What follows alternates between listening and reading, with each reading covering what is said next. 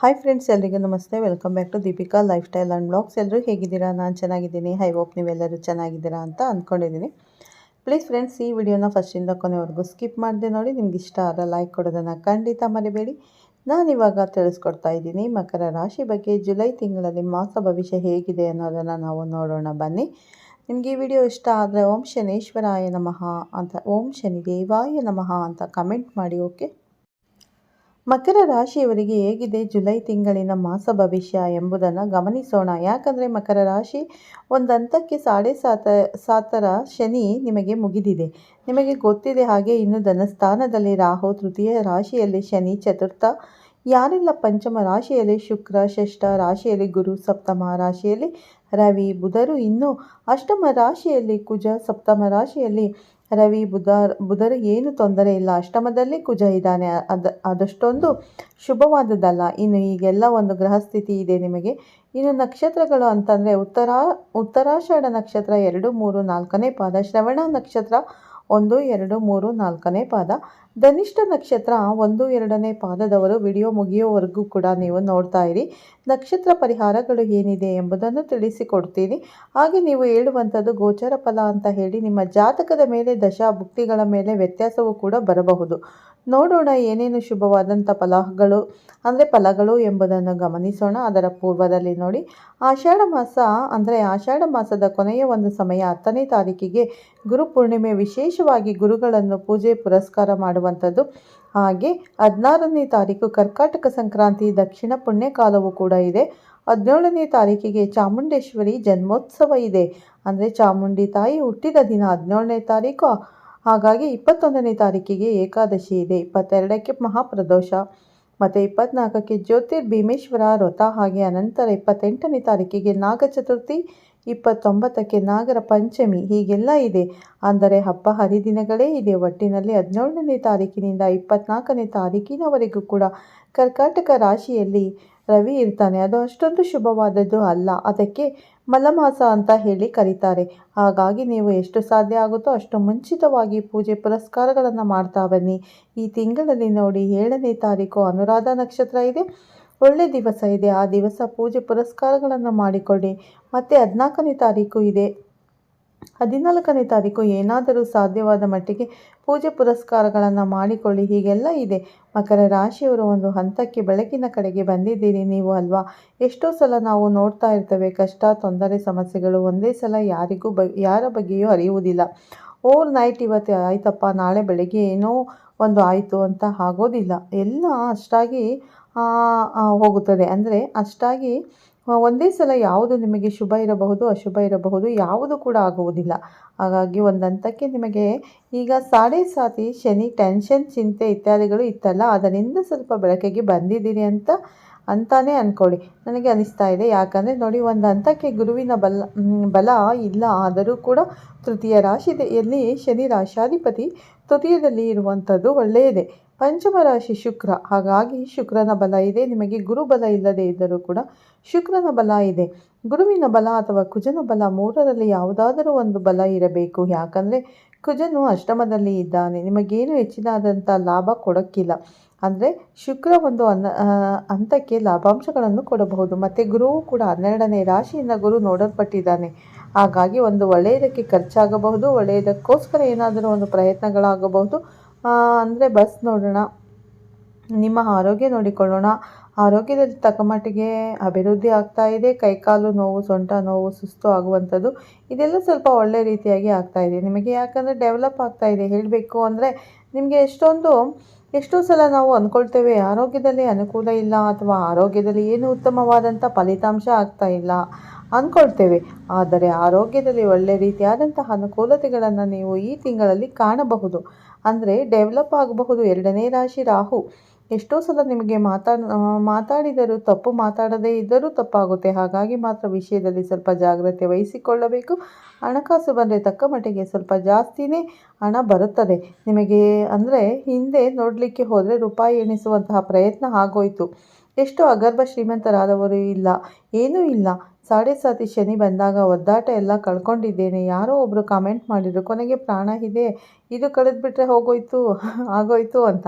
ಹಾಗೆ ಅಷ್ಟೊಂದು ದೃಢ ಇರಬಾರ್ದು. ಯಾಕಂದರೆ ಧೃತಿ ಅಂತಂದರೆ ಈ ಮನಸ್ಸು ಬುದ್ಧಿಯನ್ನು ಯಾವತ್ತೂ ಕೆಡಿಸಿಕೊಳ್ಬಾರ್ದು. ಕಷ್ಟ ಬರುತ್ತೆ, ಕಷ್ಟ ಬಂದರೂ ಕೂಡ ಹೇಗಾದರೂ ಹೊರಗಡೆ ಬರುವಂಥ ಪ್ರಯತ್ನವನ್ನು ಮಾಡಬೇಕು. ನೋಡಿ, ಎಷ್ಟೋ ಸಲ ಪ್ರಾಣಿಗಳು ಪಕ್ಷಿಗಳನ್ನು ನಾವು ನೋಡ್ತಾ ಇರ್ತೇವೆ. ಏನಾದರೂ ಮಾಡಿ ನಾವು ಉಪಾಯದಿಂದ ಹೊರಗಡೆ ಬರುವಂಥ ಪ್ರಯತ್ನಗಳನ್ನು ಪ್ರಾಣಿಗಳು ಪಕ್ಷಿಗಳು ಮಾಡ್ತಾರೆ. ಹಾಗಿದ್ದಾಗ ನಾವು ಕೂಡ ಮಾಡಬೇಕಲ್ವಾ? ಮನುಷ್ಯನಿಗೆ ಕಷ್ಟ ಅಳುವಂಥ ಸ್ವಾಭಾವಿಕ ಬಂದೇ ಬರುತ್ತೆ. ಕಷ್ಟ ಇದೆ ಅಂತ ಹೇಳ್ತಾ ಹೋದರೆ ಇನ್ನೂ ಕಷ್ಟ ಜಾಸ್ತಿ ಆಗ್ತಾ ಹೋಗುತ್ತೆ. ಹಾಗಾಗಿ ಒಂದು ಸ್ವಲ್ಪ ಬೆಳಕು ಬಂದರೆ ಆ ಕಡೆಗೆ ನಾವು ಹೋಗ್ತಾ ಬರಬೇಕು. ಜೀವನದಲ್ಲಿ ಒಂದೇ ಸಲ ಯಾವುದು ಬದಲಾವಣೆ ಆಗುವುದಿಲ್ಲ ನಿಮಗೆ. ಯಾಕಂದರೆ ತುಂಬ ಸಾಲ ಮಾಡಿಕೊಂಡು ತುಂಬ ಸಮಸ್ಯೆ ಮಾಡಿಕೊಂಡಿರುವಂಥವರಿಗೆ ಒಂದೇ ಸಲ ಸ್ವಲ್ಪ ಸ್ವಲ್ಪ ಸಂಬಳ ಬಂದರೆ ಸಾಕಾಗುವುದಿಲ್ಲ. ಕೆಲಸ ಇಲ್ಲದೆ 2 ವರ್ಷ ಆಯಿತು ಅಂತಿದ್ರೆ ಒಂದೇ ಸಲ ಕೆಲಸ ಸಿಕ್ಕಿ ಏನೋ 30,000 40,000 ಸಂಬಳ ಸಿಕ್ಕಿದರೆ ಇಮಿಡಿಯೇಟಾಗಿ ಸಾಲ ತೀರಿಸಲಿಕ್ಕೆ ಆಗುತ್ತಾ? ಖಂಡಿತ ಸಾಲ ತೀರಿಸಲಿಕ್ಕೆ ಆಗಲ್ಲ. ಆದರೂ ಕೂಡ 30,000 ರೂಪಾಯಿ ಬರುತ್ತದೆ ಅಲ್ವಾ?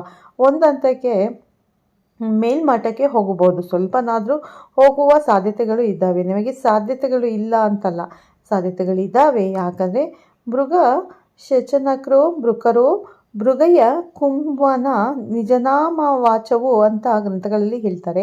ಮಕರ ಲಗ್ನ ಅಂತಂದರೆ ಹಠ ಹಿಡಿದು ಮಾಡುವಂಥ ಒಂದು ಛಲ ಇರುವಂಥದ್ದು. ಈ ಛಲವೇ ಇಲ್ಲಿ, ಹಠವೇ ಇಲ್ಲಿ ಅಂತಂದರೆ ಏನು ಮಾಡಲಿಕ್ಕೆ ಆಗಲ್ಲ. ನಿಮ್ಮಲ್ಲಿ ಹಠ ಮತ್ತು ಛಲ ಎರಡೂ ಕೂಡ ಇದೆ. ಛಲದಂಥ ಮಲ್ಲ ಅಂದರೆ ಏನಾದರೂ ಸಾಧಿಸ್ತೀರಿ, ಆಗುತ್ತೆ ಹೇಳುವಂಥದ್ದು ಇದೆ. ಆದರೆ ಯಾವುದೇ ಒಂದು ದುಸ್ವಪ್ನ ಕಂಡು ಹೋಯಿತು, ಏನು ಮಾಡಬೇಕಪ್ಪ, ಅಥವಾ ಹೋಗುವಾಗ ಯಾವುದೋ ಒಂದು ಶಕುನ ಸರಿಯಾಗಲಿಲ್ಲ, ಏನು ಮಾಡಬೇಕಪ್ಪ, ಇಂಥದ್ದೆಲ್ಲ ಚಿಂತೆ ಮಾಡಬಾರ್ದು. ನಾವು ಆ ಕೆಲಸದ ಬಗ್ಗೆ ಪ್ರಯತ್ನ ಮಾಡ್ತಾ ಇರಬೇಕು. ಯಾಕಂದರೆ ಅಟ್ಲೀಸ್ಟ್ ಇಷ್ಟೊಂದು ಅನುಭವ ಆದರೂ ಬರುತ್ತೆ. ಒಂದು ಬಿಸ್ನೆಸ್ಸನ್ನು ಮಾಡಬೇಕು ಅಂತಂದರೆ ಬಿಸ್ನೆಸ್ಸನ್ನು ಮಾಡೋರ ಜೊತೆಗೇ ಹೋಗಬೇಕು. ಯಾಕಂದರೆ ಅದರಿಂದ ನಮಗೆ ತಿಳುವಳಿಕೆ ಬರುತ್ತೆ. ಅದರಿಂದ ಲಾಭಾಂಶ ಸಿಗದೇ ಇರಬಹುದು, ಅಥವಾ ನಮ್ಮ ಸಮಯ ವೇಸ್ಟ್ ಆಗಬಹುದು. ಎಲ್ಲವೂ ಕೂಡ ಇದ್ದರೆ ಅದಕ್ಕೆ ನೋಡಿ, ಇವತ್ತಿನ ದಿವಸ ದೊಡ್ಡ ದೊಡ್ಡ ಬಿಸ್ನೆಸ್ ಮ್ಯಾನ್ ಆದಂಥವರು ಬೇರೆ ಜೊತೆಗೆ ಹೋಗ್ತಾರೆ. 1 ವರ್ಷ 3 ವರ್ಷ 6 ವರ್ಷ ಕೆಲಸ ಮಾಡ್ತಾರೆ. ಕೊನೆಗೆ ಸ್ವಂತವಾಗಿ ಅದನ್ನು ಬಿಸ್ನೆಸ್ನ ಸ್ಟಾರ್ಟ್ ಮಾಡ್ತಾರೆ. ಏನಂತೇಳಿ ತಿಳುವಳಿಕೆ ಇಲ್ಲದೆ ಇದ್ದ ಹಾಗೆ ನಾವು ಬಿಸ್ನೆಸ್ಗೆ ಹೋಗಿ ಲಾಸ್ ಆಗ್ತೇವೆ. ಮಕರ ರಾಶಿಯವರ ಕಥೆ ಕೂಡ ಹಾಗೆ ಆಗಿದೆ. ಅನಂತರದಲ್ಲಿ ಮುಂದೆ ನಾವು ಯೋಚನೆ ಮಾಡ್ತಾ ಹೋದರೆ ನೋಡಿ, ಶುಕ್ರನಿಂದ ನಾವು ಚಿಂತೆ ಮಾಡೋಣ. ನೆಕ್ಸ್ಟ್ ಶುಕ್ರ ಪಂಚಮದ ರಾಶಿಗೆ ಕೂತ್ಕೊಂಡಿದ್ದಾನೆ. ಇದು ಬಹಳ ಒಳ್ಳೆಯದಾದಂಥದ್ದು. ಅವನು ಕೂಡ ಕುಜನ ರಾಶಿಯಲ್ಲಿ ಕೂತಿದ್ದಾನೆ.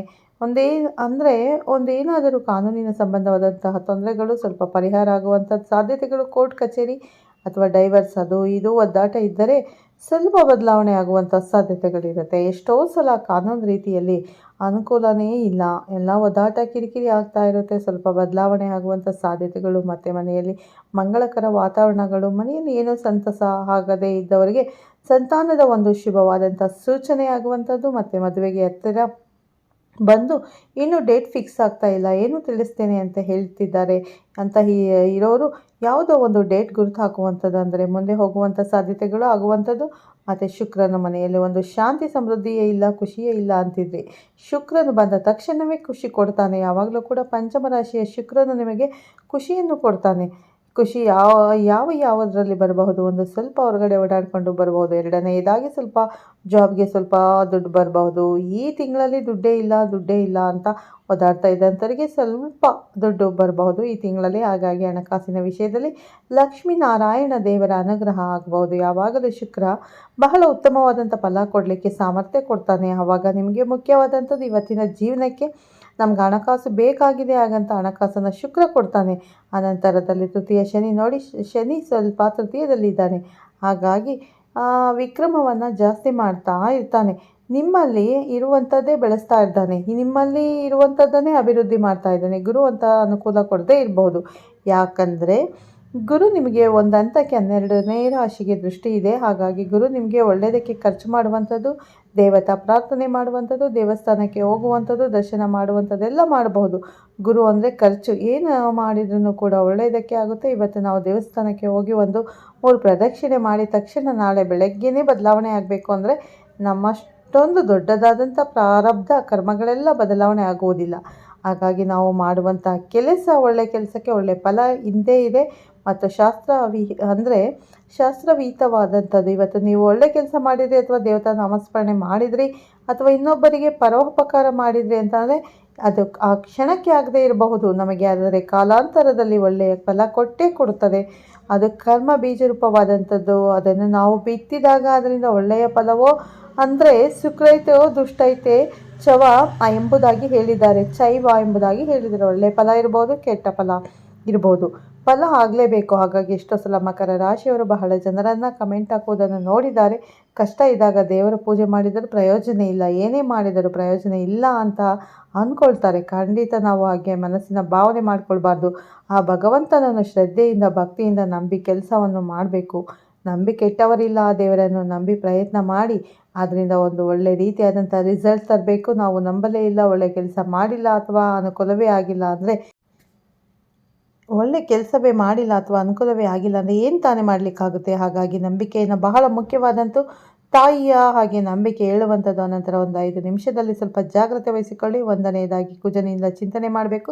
ಸ್ವಲ್ಪ ನೀವು ಬಿಸ್ನೆಸ್ ಮಾಡ್ತಾ ಇದ್ದೀರಿ, ಅದನ್ನು ಸ್ವಲ್ಪ ನೋಡ್ಕೊಂಡು ಮಾಡಿ ಅಂತ ಹೇಳ್ತೇನೆ. ಸಣ್ಣ ಪುಟ್ಟ ರಿಯಲ್ ಎಸ್ಟೇಟ್ ಉದ್ಯಮಗಳಿರ್ಬೋದು, ಭೂಮಿ ವ್ಯಾಪಾರ ವ್ಯವಹಾರ ಮಾಡುವ ಸ್ವಲ್ಪ ಈ ತಿಂಗಳಲ್ಲಿ ಸ್ವಲ್ಪ ಜಾಗ್ರತೆ, ಗಾಬರಿ ಮಾಡ್ಕೊಳ್ಳೋದಕ್ಕೆ ಹೋಗಬೇಡಿ. ಮತ್ತು ತಂದೆ ತಾಯಿಯ ಆರೋಗ್ಯದಲ್ಲಿ ವಿಷಯ ಸ್ವಲ್ಪ ಜಾಗ್ರತೆ ಇರಲಿ. ತಂದೆ ತಾಯಿಯವರಿಗೆ ಆರೋಗ್ಯಕ್ಕೆ ಸ್ವಲ್ಪ ಕಿರಿಕಿರಿ ಆಗುವುದು ಚಿಂತೆ, ಮತ್ತು ಆರೋಗ್ಯದ ವಿಷಯದಲ್ಲಿ ಜಾಗ್ರತೆ ವಹಿಸಿ ಅಂತ ಹೇಳ್ತಾ, 4ನೇದಾಗಿ ನೀರಿನ ವಿಷಯದಲ್ಲಿ ಜಾಗ್ರತೆ. ಬೇರೆ ನೀರನ್ನು ದಾಟಿ ಹೋಗುವಾಗ ಅಥವಾ ದೋಣಿಯಲ್ಲಿ ಪ್ರಯಾಣ ಮಾಡುವಾಗ ಸ್ವಲ್ಪ ಎಚ್ಚರಿಕೆಯನ್ನು ವಹಿಸಿ ಅಂತ ಹೇಳ್ತೀನಿ.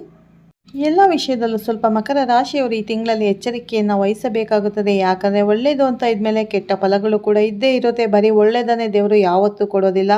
ನಾವು ಕೆಟ್ಟದಾಗಲಿ ಒಳ್ಳೆಯದಾಗಲಿ ಸಮ ಪಾಲಿನಲ್ಲಿ ತಗೋಬೇಕು, ಒಳ್ಳೆ ದಾರಿಯಲ್ಲಿ ನಡಿಬೇಕು ಅಂತ ಹೇಳಿ ವಿಡಿಯೋನ ಇಲ್ಲೇ ಮುಗಿಸ್ತಾ ಇದ್ದೀನಿ. ಜುಲೈ ಮಾಸ ಭವಿಷ್ಯನ ನೋಡಿದ್ರಲ್ಲ, ಈ ವಿಡಿಯೋ ಇಷ್ಟ ಲೈಕ್ ಮಾಡಿ, ಶೇರ್ ಮಾಡಿ, ಆ್ಯಂಡ್ ಓಂ ಶನೀಶ್ವರಾಯ ನಮಃ ಅಂತ ಕಮೆಂಟ್ ಮಾಡಿ. ಮತ್ತೆ ಸಿಗ್ತೀನಿ ಉತ್ತಮ ಮಾಹಿತಿಯೊಂದಿಗೆ. ಅಲ್ಲಿವರೆಗೂ ನಿಮ್ಮೆಲ್ಲರಿಗೂ bye, take care, bye all friends.